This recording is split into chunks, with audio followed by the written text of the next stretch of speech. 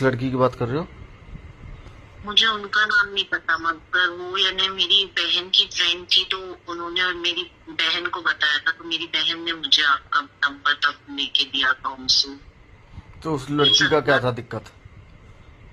उनका भी हस्बैंड यानी जैसे बहुत दारू पी के उनको मारता था, तो वो आपसे जुड़ी थी, तो आपने कोई 11 दिन तक मंत्र करने का कि इसको वश में करूं करूं नम स्वाहा करके वो बताया था। हम्म। तो उसके बाद उनके हस्बैंड तो पूरी तरीके से उनके उसमें हो गए थे, तो उन्होंने वो मुझे बताया था हवन करने का, तो मैंने किया, पर मुझे उससे कोई फायदा नहीं। चलो मंत्र उस मंत्र, हाँ बताया होगा किसी को, मेरे को देखना पड़ेगा। अब लोग बताते भी नहीं ना, अब क्या पति उसका पूजा कर रहा है उसके उस मंत्र के बाद?